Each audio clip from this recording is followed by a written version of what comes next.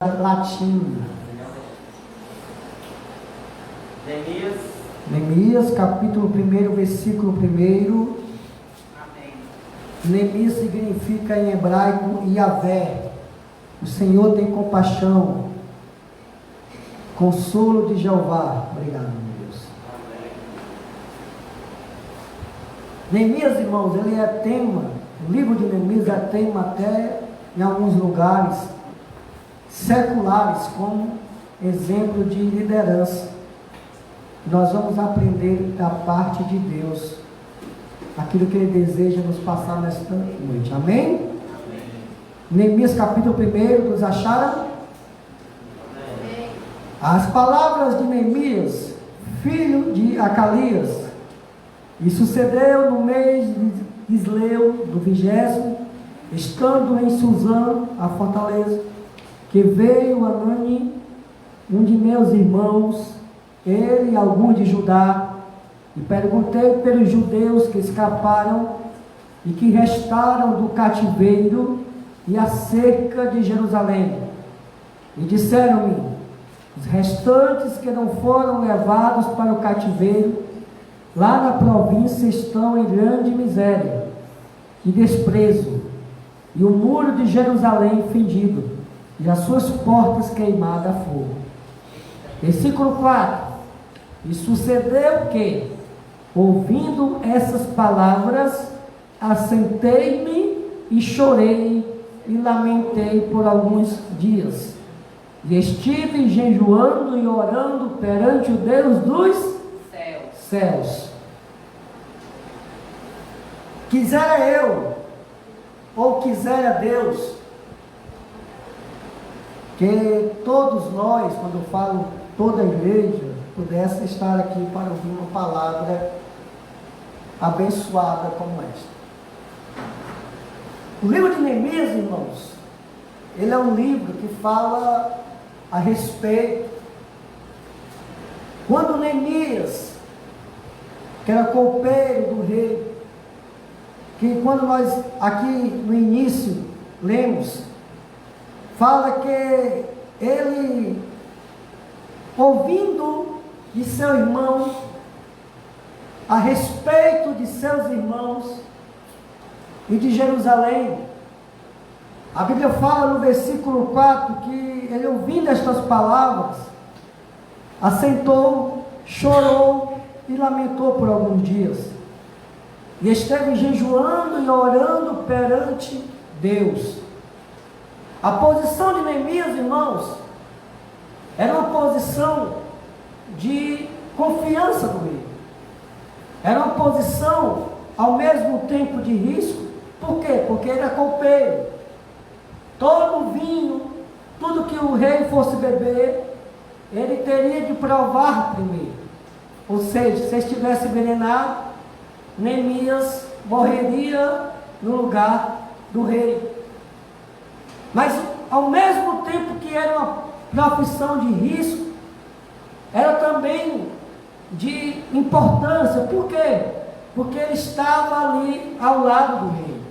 Como eu disse, ele era copeiro do rei Artaxerxes, da Pérsia, cargo de confiança que envolvia a tarefa de provar o vinho antes do rei beber, para garantir o seu não envenenamento.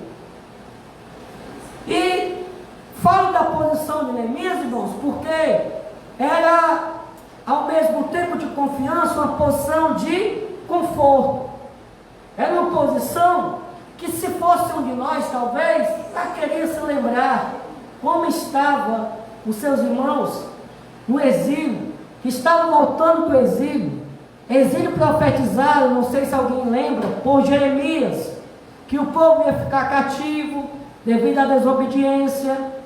Olha aqui para cá, todas as vezes que o povo de Deus estava cativo, que o povo de Deus passava por luta, passava por dificuldade, era uma permissão de Deus para um despertamento para aquele povo. Por quê? Porque infelizmente, desde os antigos tempos, o povo só despertava através da luta e das dificuldades.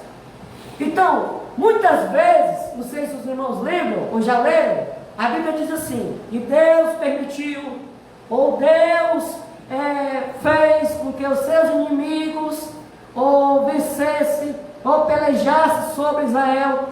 Era uma permissão de Deus para quê? Para que o povo, infelizmente, através da luta, da dificuldade, se despertasse a buscar a sua presença. Então nós temos que entender que é melhor buscar Deus na bonança, é melhor buscar Deus na bênção, do que buscar Deus através da prova. E a Bíblia diz, a Bíblia é tão linda que diz assim: se eu for fiel no pouco, Deus me colocará no muito. Porque se eu não for uma pessoa fiel no pouco, como é que eu posso ser fiel no muito? Se eu não servir a Deus na alegria, infelizmente na tristeza, no momento difícil que eu não vou viver. Eu estava lendo um livro sobre os mártires da igreja, pessoas que realmente perderam a vida por negarem a Jesus. Quando você tiver assim um tempinho, dá uma olhadinha no YouTube, em países que nós não podemos nem citar o nome de ser cristão. Então nós vivemos, por mais que tenha dificuldade, por mais que tenha luta, num país, num estado que nos dá a liberdade de glorificar e exaltar a Deus. Vamos aqui voltar para Neemias. Estava numa posição suficientemente próxima ao rei, que ele garantia falar livremente com ele quando precisava. Ou seja, vamos aqui ler aqui Neemias 2, no versículo 1 ao 10. Vamos ler apenas do versículo 1 ao 3, depois a gente vai no decorrer da mensagem. Neemias capítulo 2, amém? Amém. Sucedeu, pois, no mês de Nisan, no ano 20º do rei Artaxerxes, que estava posto vinho diante dele, e eu tomei o vinho e o dei ao rei, porém nunca antes estivera triste diante dele. E o rei me disse: porque está triste o teu rosto, pois não está doente? E não é isso, senão tristeza de coração. Então temi muito e grande maneira. Ou seja, chegou um dia que Neemias foi até o rei para provar um vinho, como de costume. Mas nesse dia, Neemias estava com semblante triste, estava abatido. E o rei olha para Neemias e diz: olha, nunca te vi triste assim, porque estás dessa maneira, se não está doente. Isso aqui, irmãos, eu abro um parênteses para dizer como é bom ter um coração na obra de Deus. Como é bom ter um pensamento na obra de Deus. Neemias estava bem, se assim ele provava o vinho, também ele devia comer do melhor. Se ele estava numa posição de importância, mas ele não esquecia daqueles que estavam sofrendo. Ele não esquecia daqueles que estavam passando dificuldade. Ele não esquecia daqueles que estavam, aleluia, numa situação difícil. Ele não esquecia da sua cidade, Nova Jerusalém, que os muros tinham sido derrubados, que as portas tinham sido queimadas. Ele não sabia, aleluia, aleluia, ou seja, quando ele tomou conhecimento da situação do povo, ele passou a ter uma tristeza tão grande, que fez com que, diante do rei, ele não pudesse esconder aquela tristeza. Nós temos que entender que por mais que estejamos numa posição, aleluia, de importância, por mais que estejamos bem, sempre a obra, aleluia, e Deus tem que estar em primeiro lugar. Deus, aleluia. Ele não precisava se importar com aqueles irmãos, se ele não tivesse um coração voltado para Deus. Ele estava num lugar de conforto. Só que ele disse aqui, ó, versículo 13 em diante: e disse ao rei: viva o rei para sempre. Como não estaria triste o meu rosto, estando a cidade, o lugar dos sepulcros dos meus pais, assolada, e tendo sido consumida as portas pelo fogo?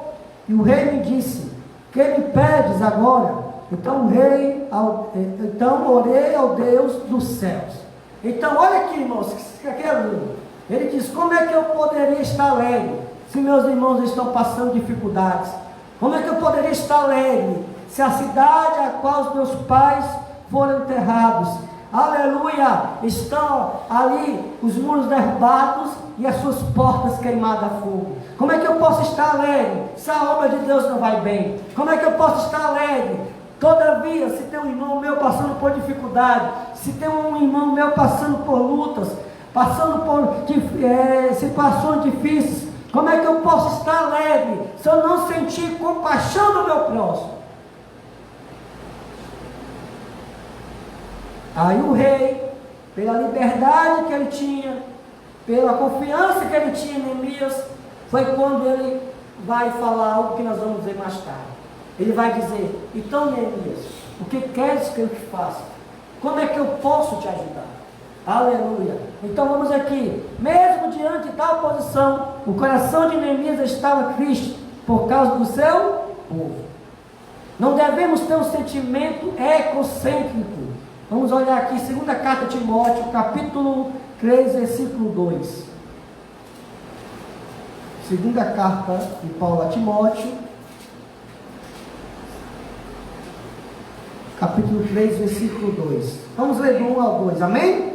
Sabe, porém, isto, que nos últimos dias sobrevirão tempos trabalhosos, porque haverá homens amantes de si, avarentos, prejuiciosos, soberbos, blasfemos, desobedientes a pais e mães, ingratos e profanos, sem afeto natural, inconciliáveis, caluniadores, incontinentes, cruéis, sem amor para com os bons, traidores, obstinados, orgulhosos, mais amigos dos deleitos do que amigos de Deus.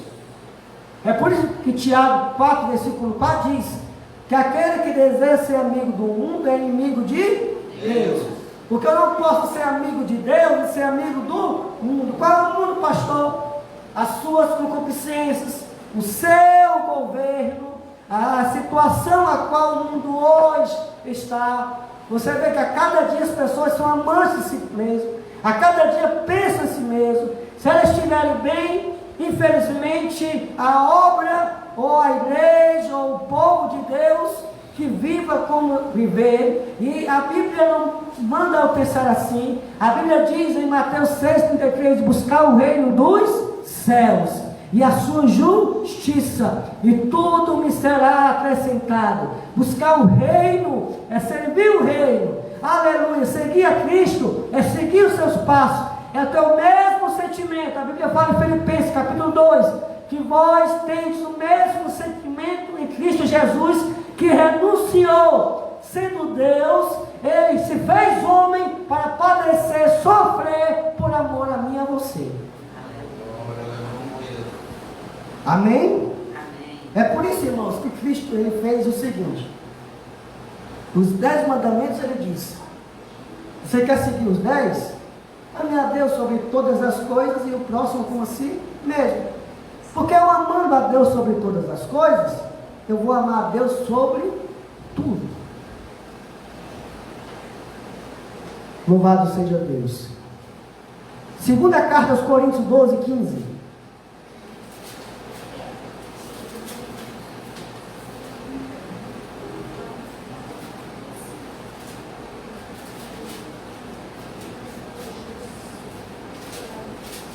Segunda carta aos Coríntios 12, 15.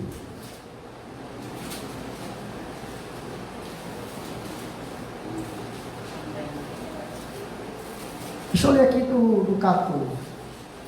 Eis que aqui estou pronto para segunda carta aos Coríntios 12, 15, mas eu vou ler do 14.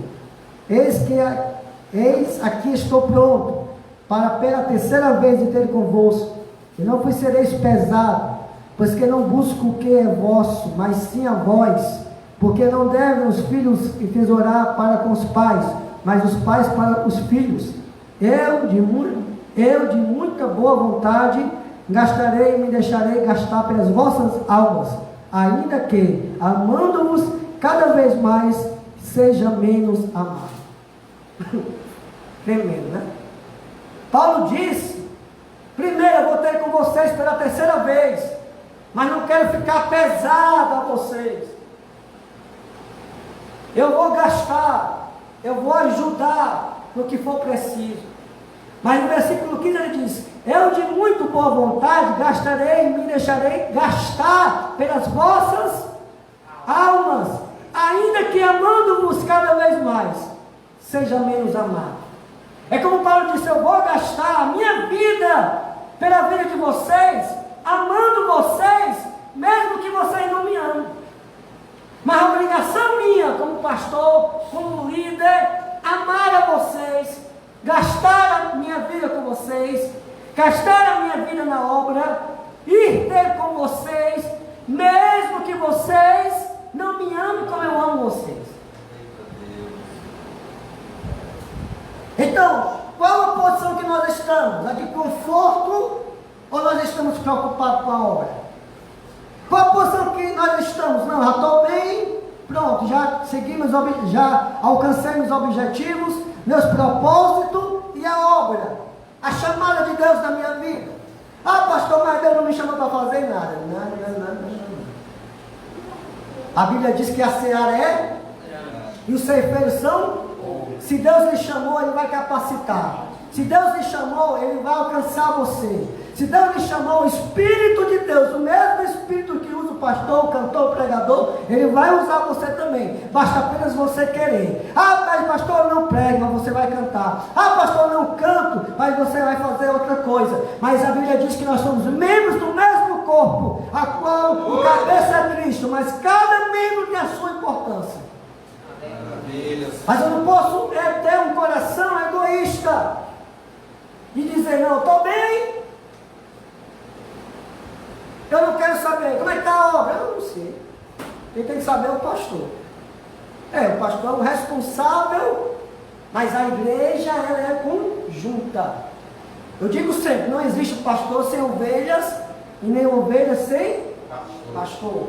Nós somos membros do mesmo corpo que nós vamos ver na frente. Mas antecipando um pouco, eu tenho que entender que a obra também é responsabilidade minha. Aleluia. Exemplo, nós chegamos aqui, a igreja está linda, arrumada. Por quê? Porque veio uma pessoa na frente e ajeitou tudo. Quando nós chegamos aqui, já está tudo arrumado. Da mesma forma você vai fazer a sua parte quando você chegar. E cada um, a Bíblia diz, que faça por amor, não para os homens, mas para Deus. Não com murmuração nem contenda, mas com amor. Aleluia, eu vou fazer isso aqui, mas vou dar o melhor de mim, que é para Deus. Eu vou fazer isso aqui, é simples aos meus olhos, mas para Deus, aleluia, é grande e glorioso. Eu vou fazer isso aqui, eu vou dar o máximo, mas é Deus que vai me dar a recompensa. É o Senhor que vai olhar lá dos céus e dizer: filho, aleluia, eu vou te recompensar, porque quem trabalha na obra do Senhor, irmãos, a recompensa. Pedro olhou e disse: Senhor, eu faço a tua obra. Jesus disse: vocês vão receber mais 100 vezes aqui na terra, fora a vida eterna. O nosso primeiro propósito é morar no céu, mas tem trabalho para você, tem chamada para você, tem responsabilidade para você, e a recompensa vem de Deus. Aleluia. Aleluia. Primeira carta aos Coríntios 10, versículo 23. Amém. Vamos bom de Bíblia. Aleluia. Deixa aqui eu resumir que eu já falei aqui na mensagem, para a gente ganhar tempo. Todas as coisas me são lícitas, mas nem todas as me convêm. Todas as coisas me são lícitas, mas nem todas as coisas edificam. Ninguém busca o proveito próprio, antes cada um que é do outro. É muito difícil isso aqui. Olha para cá, olha o que Paulo diz: cada um busca o seu interesse. Foi isso? Não. Aqui eu não posso buscar o meu interesse, tenho que buscar o interesse do irmão Cassiano. Aqui eu não posso buscar o meu interesse, eu tenho que buscar o interesse da irmã Cláudia. A Bíblia diz: olha, antes busque cada um o interesse do próximo. Comede tudo, se vende ao açougue, sem perguntar nada, por causa da consciência. Porque a terra é do Senhor, e toda a sua plenitude. Ele continua, e aqui ele vai dar um exemplo sobre a questão, aleluia, da questão da consciência, mas não é sobre isso que nós estamos falando. Eu estou querendo dizer é que nós, na obra de Deus, tem que haver renúncia. Aí no capítulo, aleluia, no capítulo 11, a partir do versículo 20, aleluia, não, deixa eu olhar aqui.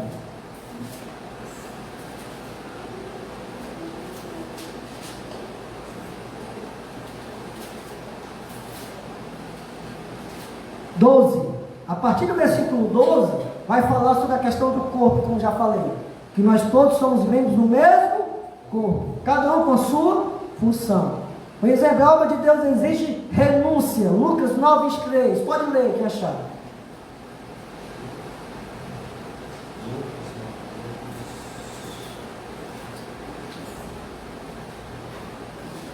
Lucas 9, 23.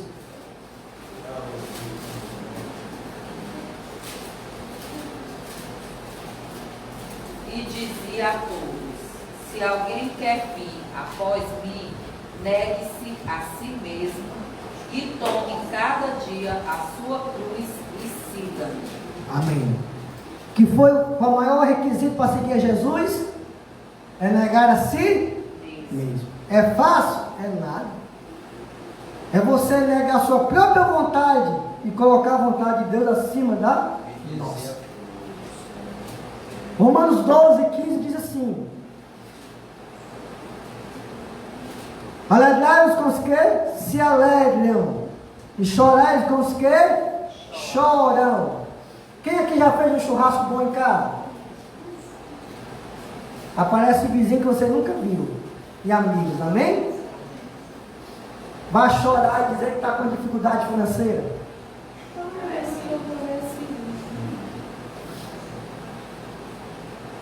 Então é mais fácil eu me alegrar com o próximo do que chorar. É mais fácil eu ter o sentimento de crítica do que eu estar ao lado daquela pessoa e chorar com ela.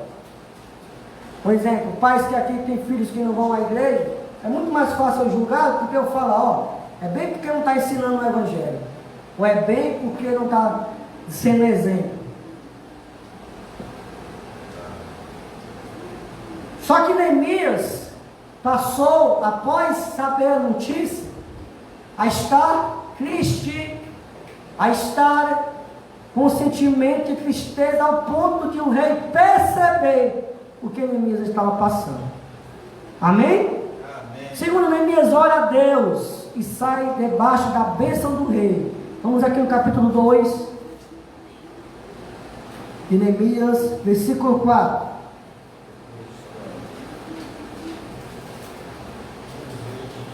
Versículo 4 de Neemias. Amém? Amém. E o rei me disse: que me pedes agora? Então orei ao Deus dos céus e disse ao rei: se é do agrado do rei, e se o teu servo é aceito em tua presença, peço-te que me envies ajudar a cidade dos sepulcros de meus pais, para que eu a edifique. Então o rei me disse, então o rei me disse, estando a rainha sentada junto a ele: quanto durará a tua viagem? Quando voltarás? E aprove ao rei enviar-me, apontando-lhe um certo tempo.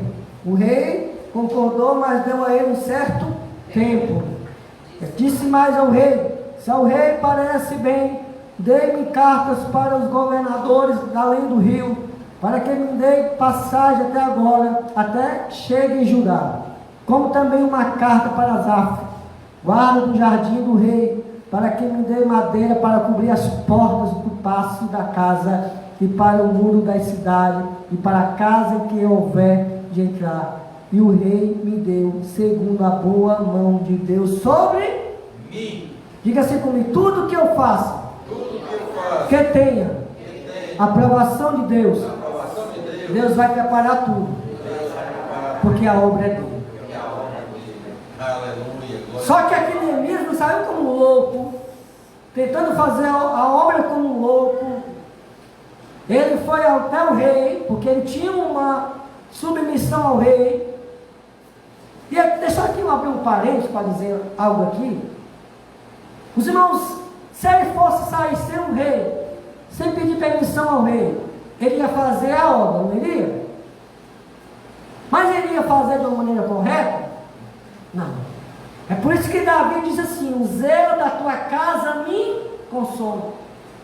Porque um exemplo, quando Saul sentiu a falta que Samuel estava custando, e Saul foi consagrar, oferecer sacrifício no lugar de Samuel, Deus não aceitou. Por quê? Porque não era a função de Saul. Eu tenho que entender que nem sempre eu estou fazendo a obra de Deus, eu posso fazer de qualquer jeito. Eu tenho que fazer de uma maneira correta. Eu tenho que fazer por uma direção. Eu tenho que fazer por uma orientação do Espírito Santo, para que Deus me oriente a fazer aquilo que Ele deseja que eu faça. Aleluia. Não, pastor, mas eu estou fazendo a obra. Não é do meu jeito. Não é do seu jeito. É do jeito dele. Porque a obra é dele. É por isso que Jeremias capítulo 48, versículo 10 diz: maldito aquele que faz a obra do Senhor negligentemente ou relaxadamente. Verdade.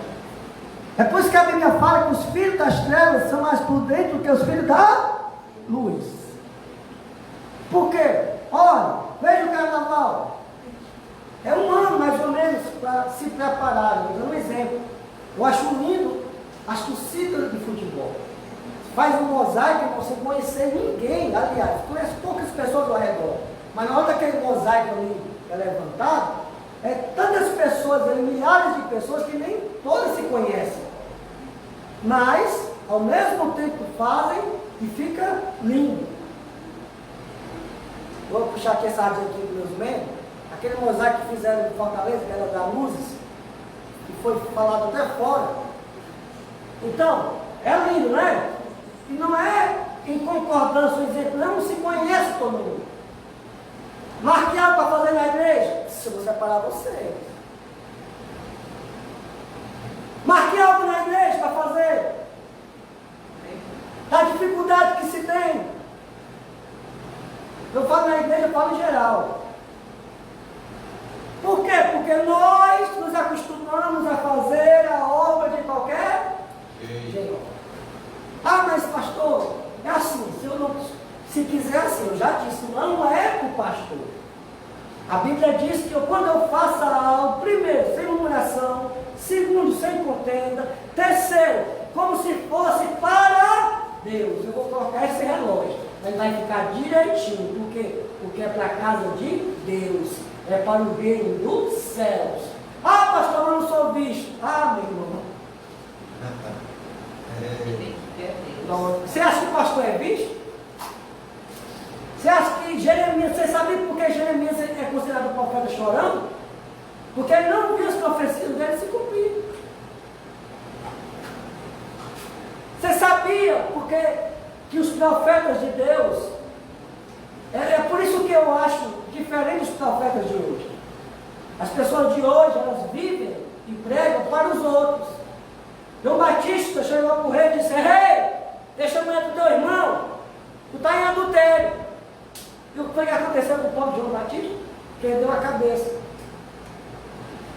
Por quê? Porque a verdade, sempre, quando ela é dita, ela tem mais dificuldade de ser aceita. Eu estava vendo uma profeta dessas aí de fez, uma mulher, falando com uma mulher, irmãos, não teve uma coisa assim, uma exortação, assim, para dizer assim, pelo menos assim, olhe mais. Eu vou te dar isso, vou te dar aquilo, vou te levar não sei para onde, vou te levar. Olha aqui. O Deus da Bíblia é temperado. Ele não é um Deus que só exorta. Por quê? Porque a exortação de Deus é para aprendizagem. Deus exorta para você aprender. E você, aleluia, ser diferente. Deus não exorta você para você ir para o mundo. Deus não exorta você para você se entristecer ao ponto de nunca mais ir à igreja. É por isso que eu digo sempre que vocês são testemunhas que púlpito não é lugar de Aleluia. Passa aí. Glória a Deus.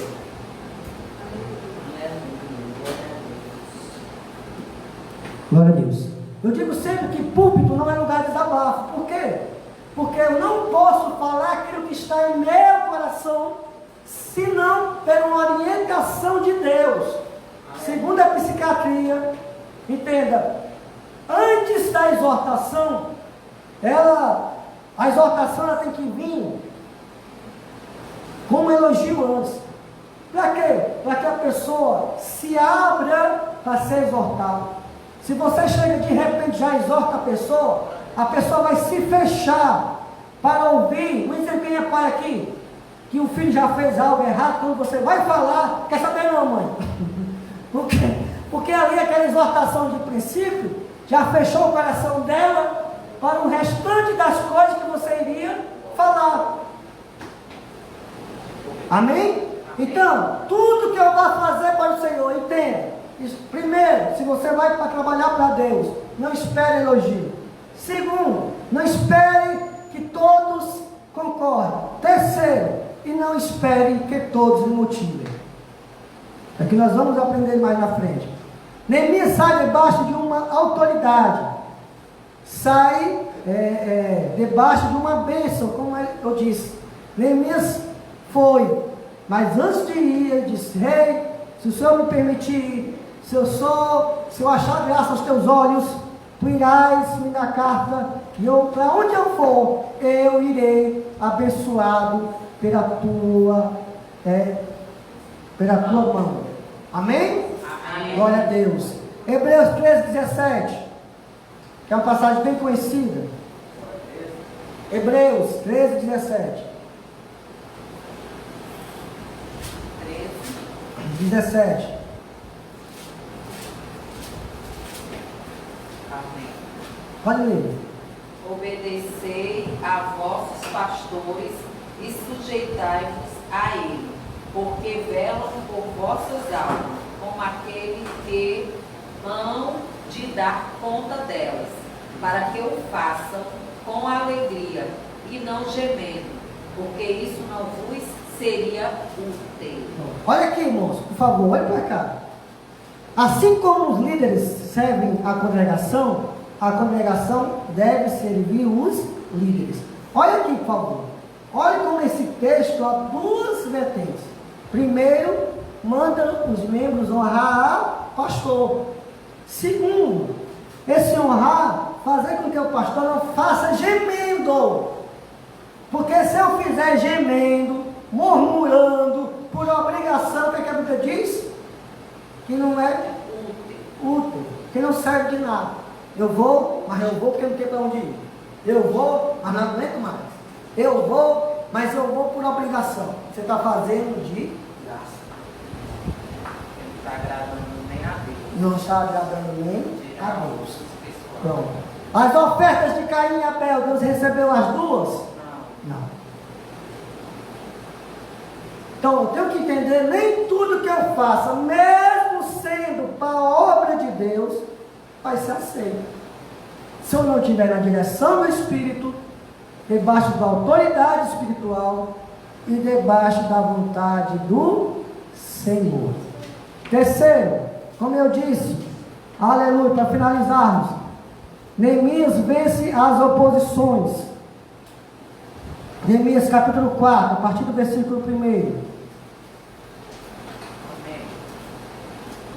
Olha o que diz: e sucedeu que, ouvindo Sabalaque que edificávamos o muro, ardeu em ira e se indignou muito, escarneceu dos judeus. Não devemos ter medo daqueles que se opõem à obra do Senhor, porque o Senhor está conosco nesta batalha. Quem se levanta contra a obra de Deus, contra o próprio Deus se levanta. Atos 1:6. Lembram quando Jesus aparece a Paulo e Paulo pergunta: quem és tu? Ele diz: eu sou Jesus, é quem tu? Ou seja, quando eu persigo a obra, quando eu me levanto contra a obra, se alguém se levanta contra você, contra a igreja de Deus, está se levantando contra ele. E eu fosse a pessoa, eu tinha medo, porque se levantar contra Deus é bater de frente com a Scania. E Deus nos livre. Com a Scania você ainda... No Fusca. levantar contra o Senhor. Verdade. Deus, Então, olha aqui, irmãos. Enquanto Neemias não estava lá, ninguém se propôs em levantar os muros e edificar os muros e as portas de Jerusalém. Só Neemias chegar, apareceram os opositores. Então lembre, olha, todas as vezes que você for fazer algo, que você for se colocar na presença de Deus, e Deus colocar algo para você fazer, você vai enfrentar a oposição. Espirituais, físicos. Quem lembra, eu enviei um áudio, estarei em 12 dias no propósito de oração pela igreja. Irmãos, eu nunca senti uma moleza tão grande como ontem. E vem aquele pensamento, pode começar amanhã, a partir de segunda começa. E eu me sentei logo, pensei logo pegar na Bíblia, e eu disse para a Fernanda, vou começar logo, porque senão eu não vou começar. Por quê? Porque é uma batalha espiritual. Há uma batalha para que você pare. Há uma batalha para que você não ore. Há uma batalha para que você não venha à igreja. Há uma batalha para que você não leia a Bíblia. Há uma batalha para que você não cresça espiritualmente. Para que você não cresça, aleluia, na presença de Deus. Porque Deus sabe, aleluia, que se você crescer, o inimigo também sabe que você vai ser uma potência na mão do Senhor. Que você vai ter uma mente aberta e vai ter entendimento para não acreditar nas mentiras de Satanás.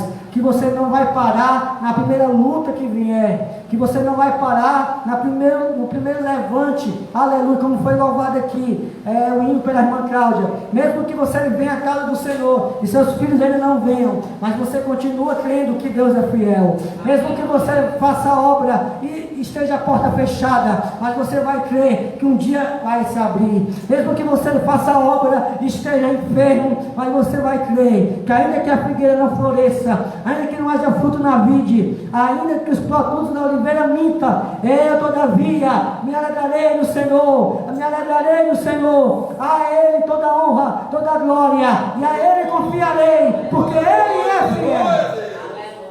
Louvado seja o teu nome, Senhor, aleluia.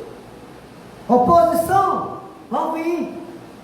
Chamaram até o próprio Jesus de Satanás, Beelzebul.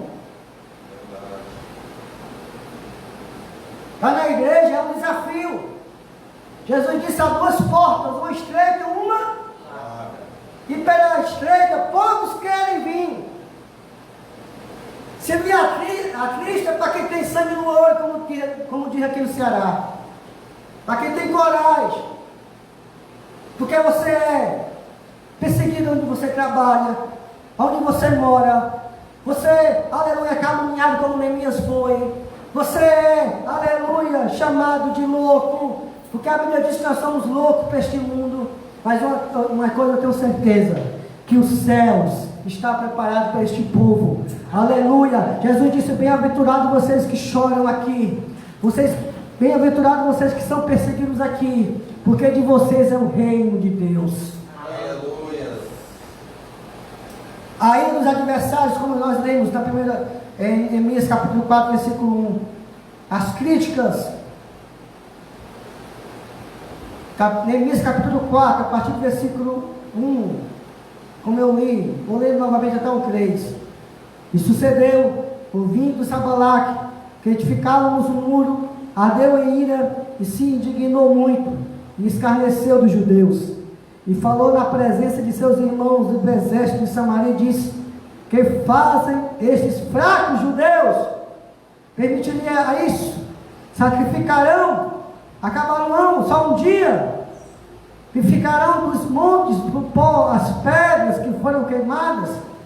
Estavam com ele Tobias, o amonita, e disse: ainda que edifiquem, vindo uma raposa, derrubará facilmente o seu muro de pedra. Olha a palavra de conforto desses homens. Pode até fazer um muro, mas se vier o muro, se fizer o muro, vai vir uma raposa e derruba. Se uma raposa derrubar o muro, irmão, é porque o muro é feito pelo pedreiro bom. Ainda chamou eles de fraco. Sabe por quê, irmãos?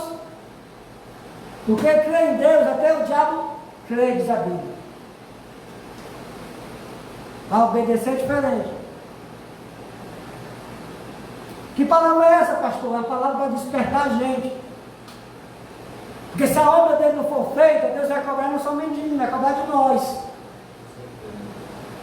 E a obra do Senhor, ela é linda.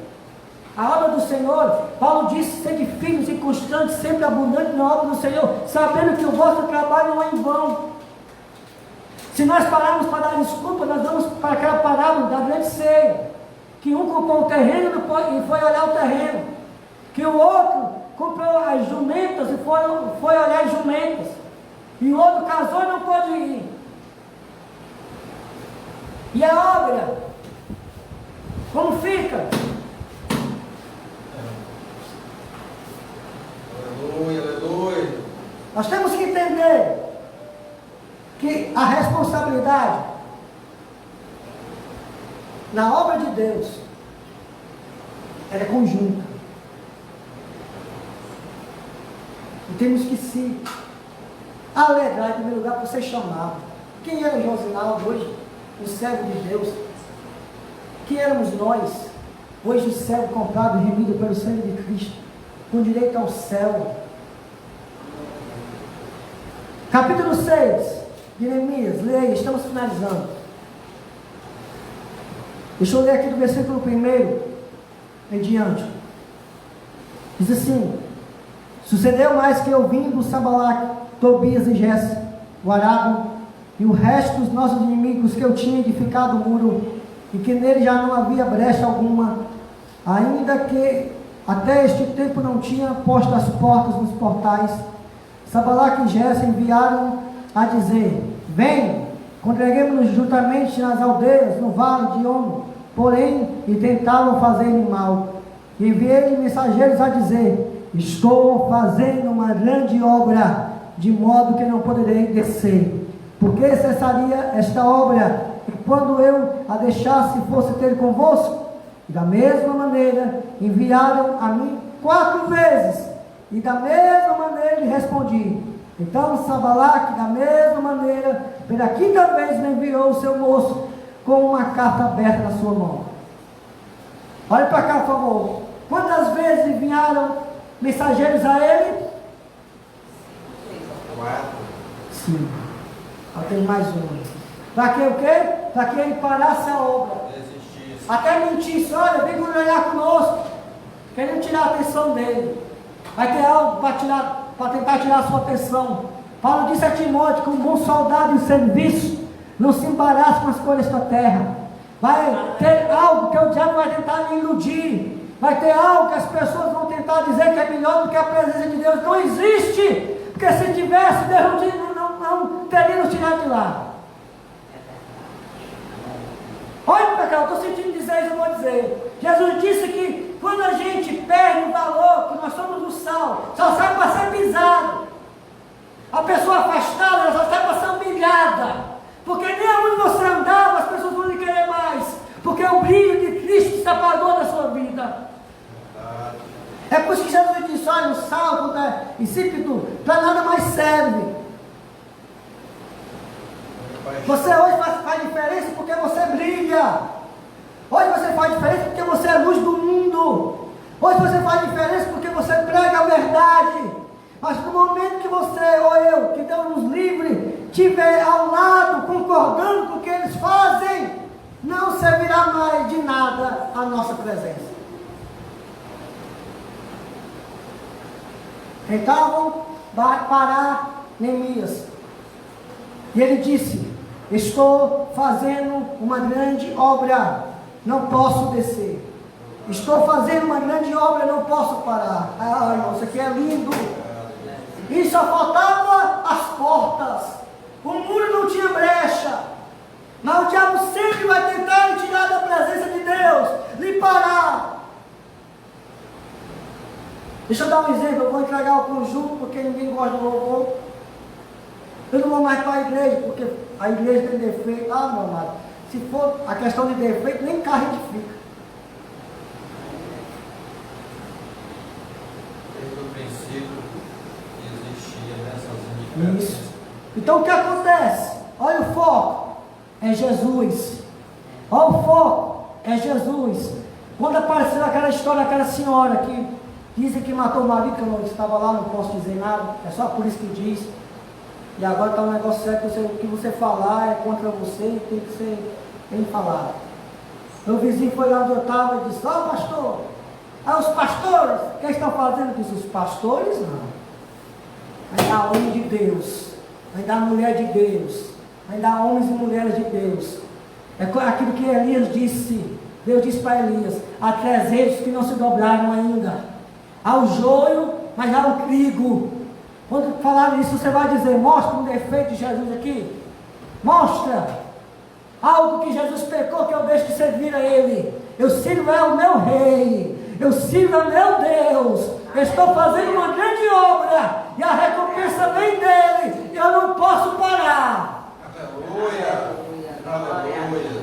Primeira carta a Pedro, capítulo 5, versículo 8. Vós ficais atentos, vigiai, porque o diabo, vosso adversário, anda rugindo como um leão, buscando a quem possa tragar. Ele vem com chifre? Não. Ele vem com rabo? Pior ainda. Ele vem mansamente, sutil. Vai tirando a vontade, o desejo de estar na casa de Deus, de ler a Bíblia. Vai tirando o desejo de orar. Você orava 2 dias, já não ora mais. Lia a Bíblia, já não lia mais. Escutava a pregação, já não escuta mais. E a Bíblia diz que a fé vem pelo ouvir a palavra de Deus. Se você não escuta, a sua fé vai estancar ou vai diminuir. Se você não procura se envolver na obra. Estamos num período festivo, esse período é normal, a ausência de alguns irmãos. Janeiro, final de dezembro e janeiro é normal nas igrejas. Sentimos mais porque a nossa igreja é menor. Mas é um período de festa, de passeio, de família. Acho que o que nós não podemos é parar. O que nós não podemos é deixar a obra debaixo da nossa vontade. A obra tem que estar acima. Sempre. Amém? Amém. Que posição você está? De conforto ou triste pela situação do Evangelho? Que posição eu estou? Que posição estamos? Será que a obra tem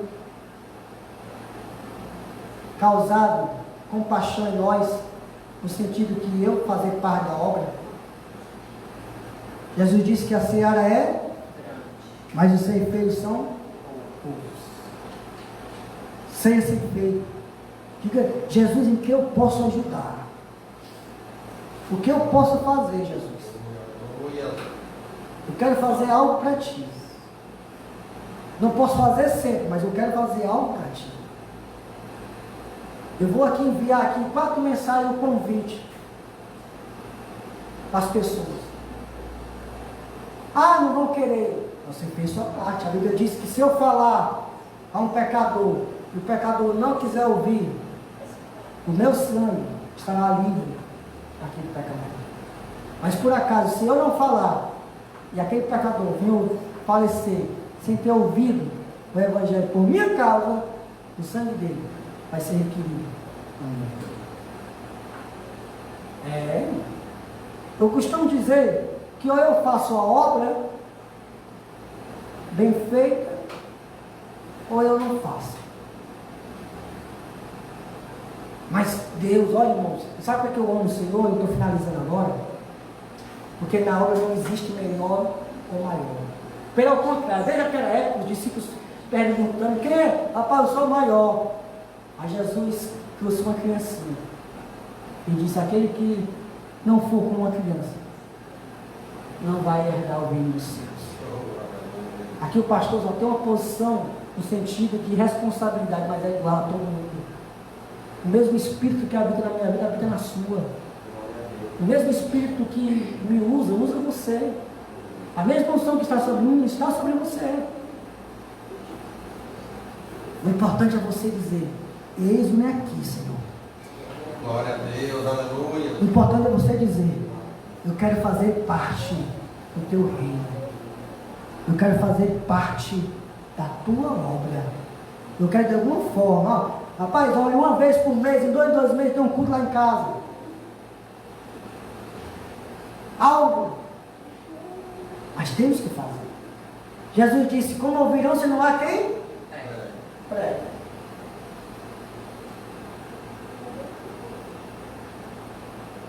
Amém? Amém. Deus, que esta palavra possa ser o primeiro divisor de águas na minha vida, na vida da minha família. Que a responsabilidade que tu nos deste sobre esta obra possa ser, Pai, capacitada por ti, mas que haja um despertamento cada vez mais sobre as nossas vidas, sobre cada membro e comunidade da tua casa e de todo aquele que está ouvindo esta mensagem. Que teu Espírito, Senhor, nos desperte, assim como despertou a Neemias, a reconstruir os muros,